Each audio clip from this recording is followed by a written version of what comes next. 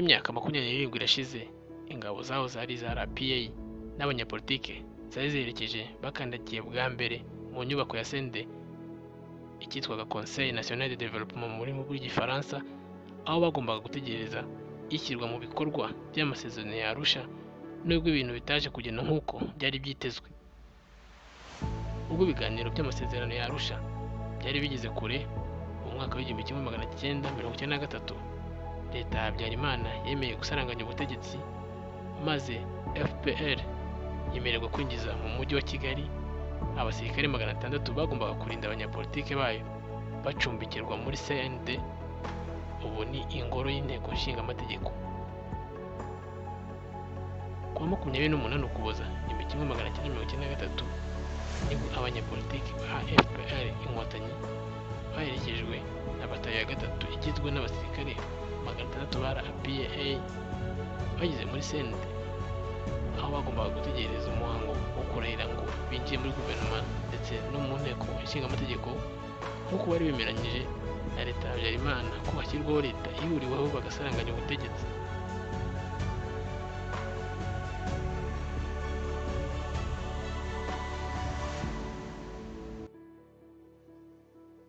Mu mezi hafi 5 izi ngabo n'abanyapolitiki bamaze muri iyi nzu mbere y'uko jenoside yakorewe abatutsi itangira ngo bahabwe amabwiriza mashya yo kwihagarika, bahuye n'ubuzima butandukanye burimo n'ubwo kugabwaho ibitero.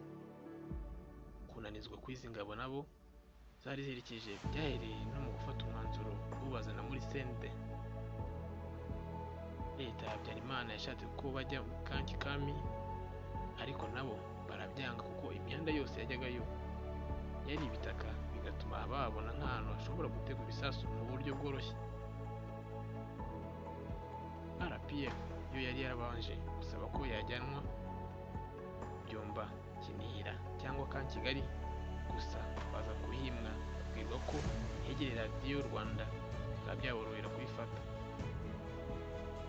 Nyuma y'ibiganiro ku mpande zombi, RPF yaje kwemera kujya muri CND nyuma y'uko iyi nzu yari yasuwe na zimwe mu ntumwa zayo zirimo General James Kabarebe, akayishimira ko ikomeye kuba ifite iyo inzu yo munsi y'ubutaka kandi ikaba yari ifite ibyangombwa byose nkenerwa. Mu kiganiro umuyobozi mukuru w'urwego rw'igihugu ngishwanama rw'inararibonye Tito Rutaremara, wari mu banyapolitiki ba RPF bari muri CND, yagiranye na Izingiro TV yagarutse ku buzima bwose babayemo muri iyi nzu.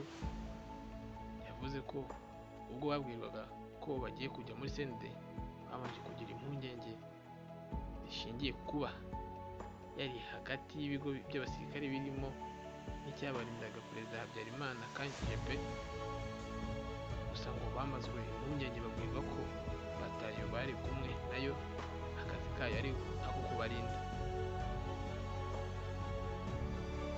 Nyuma yo kumarwa impungenge, itsinda ry'abanyapolitiki ba RPF baherekejwe n'ingabo 600 za RPA zirimo Charles Kayongo wari ubayoboye, General Major Charles Karamba icyo gihe wari Kapiteni, Jacob Tumwine, Emmanuel Rugazora na Kwikiriza, bafashe inzira bava ku Murindi berekeza i Kigali muri CND. Muri iyi nzira ibinjiza muri Kigali, ku muhanda habaga hari abaturage bashungereye, bamwe baje kureba inkotanyi uko zimeze bitewe n'amakuru y'ibihuha menshi bari baragiye bazumvaho, abandi baje kubashyigikira. Rutaremara yavuze ko leta ya Habyarimana yafashe umwanzuro wo kubanyuza mu nzira zitarimo abantu benshi. Yakomeje ati, leta y'u Rwanda yanze ko tunyura muri za minisiteri kugira ngo abantu badahurura, niko kutunyuza muri Rwarura, tuzamuka hariya hahinguka kuri minisiteri y'ingabo, tunyura hariya hahoze rond-point KCC, tuboneza kujya muri CND.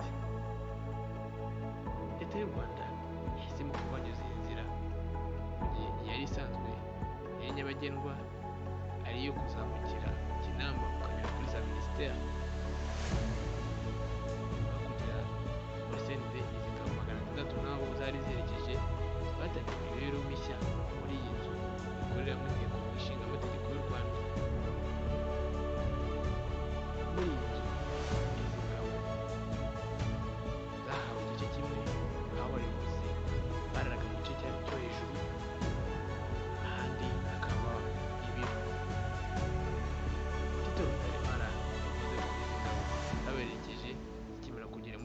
zatangiye gucukura indake, nabo batangira imirimo ijyanye na politiki no kwakira abanyarwanda batandukanye babasuraga. Ati icyo abasirikare bacu batangiye ni ugushaka indake zabo zo kwirinda, ariko bashaka n'izacu. Noneho tugumaho ngaho dutangira gukora imirimo. ubwo twatangiye guhura n'amashyaka yandi, ndetse dutangira guhura n'abanyarwanda baza kureba. hari abazaga kutureba bishimye, hari abazaga kuko bafite amatsiko, hari abazaga kuzanaga no kuba badukunze baje kutuganiriza, hari abazaga abambasaderi n'abandi bategetsi bazaga. yakomeje avuga ku buzima izi ngabo zari zibayemo. Ati mu gitondo kare saa 10:30 bajyaga kuri mucaka nk'isaha yose, ariko natwe rimwe na rimwe hari ubwo twagendaga tukajya kwirukankana nabo. bavayo abateka bagateka, bikagera igihe cyo gufungura, abarangije bakajya mu bikorwa byo gusuzuma imbunda zabo no kumva amabwiriza y'abayobozi y'ibyo bagomba gukora. hakaba hari abari ku burinzi n'abandi bari baduherekeze nk'abasivili, bakababwira. urebye byabaga ari kujya ku burinzi no guherekeza abayobozi bagiye ku murindi. ibiryo n'inkwi aba basirikare batekeshaga byajyaga kubikura ku murindi gusa. mu minsi yakurikiye ibyo byo byatangiye kujya babikura mu mujyi wa Kigali aho bari bari. Rutaremara avuga ko uretse iyi mirimo mu buzima busanzwe, abasirikare bagera ku mwanya wo gukora imyitozo ijyanye n'akazi kabo, noneho bose bakaza guhurira mu gitaramo cyabaga mu masaha y'umugoroba. aha muri Senderi kandi hari kantine yashoboraga kuguriramo ibyo kunywa birimo inzoga na fanta. abanyakigali bashiraga ubwoba kandi bashoboraga gusura izi ngabo muri Senderi. urugero ni nko kuri Pasika yo muri Mata 1994, ubwo basuwe n'umubare munini w'abantu. baje kugorwa no kubona ibyo kurya, banagabwaho ibitero mu buryo bukomeye. Ati byagenze gute? ubusanzwe abari muri Senderi batungwaga n'ibyo kurya biturutse ku murindi, ariko mu gihe cy'urugamba byari bigishoboka. Dr. Rutaremara yagize ati igihe cy'urugamba abasirikare baragendaga bagafunga abantu ibigega by'abagabo byasigaye bidafite bene byo, bakaza umuceri tukarya nk'uko abantu bari bariho icyo gihe. Rutaremara avuga ko mu mezi 5 bamaze baba muri iyi nzu mbere y'uko jenoside yakorewe abatutsi mu 1994 itangira, bavuyeho ibitero bigera kuri 2 birimo cyabereye mu Gatsata. yagize ati byabaye kabiri. hari kimwe barashe abahungu bacu bavuye ku murindi babarasira mu Gatsata, baraswa n'abantu barasaga bari mu nzu zo hirya no hakuno. icyo gihe abana bavamo bajya ku miserege, ariko nako banarwana. gusa baje kurasamo umwe arapfa. abandi bacu bari muri Senderi baje kubafasha, birukana abo bari babateye barataha. ku wa 6 Mata ubwo indege ya Perezida Habyarimana yahanurwaga, ibintu byahise bihindura isura kuri izi ngabo 600 zari zitegereje guverinoma y'inzibacyuho, maze zitangira kuraswa n'ingabo za leta zari i Kanombe na Kacyiru.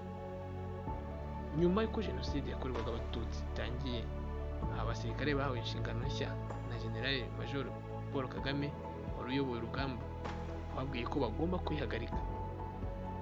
iki gihe iyi nzu bari bacumbitsemo batangiye kuyakiriramo abahungaga, ndetse igice gito kigirirwa ibitaro byitaga ku bakomeretse.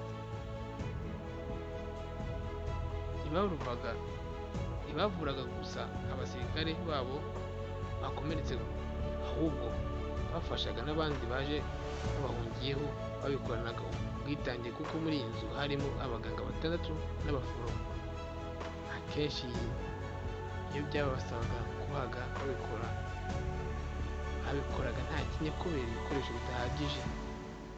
Aba basirikare bakomeje guhatana bonyine kugeza ku itariki ya 11 Mata 1994 ubwo batayo Alpha yabaga mu karere ka Gicumbi yasesekaraga i Kigali iyobowe na Sam Kaka, maze ibongerera ingufu babasha gufata uduce dutandukanye mu mujyi no guhagarika jenoside. Ubuzima bw'ingabo n'abanyapolitiki bari muri CNDD bwanagarutsweho na Perezida wa Repubulika Paul Kagame ubwo yahizizwa ku nshuro ya 26 ku nshuro ya 25 umunsi wo kwibohora. Ashimangira kandi anabashimira ubutwari budasanzwe bagaragaje bakanabasha kurokora ibihumbi by'abatutsi bari bakambitse muri stade Amahoro. Iyi ni Today 550 byo kugezagaho aya mateka. Nk'ibisanzwe nitwa Christian Ngirinshuti.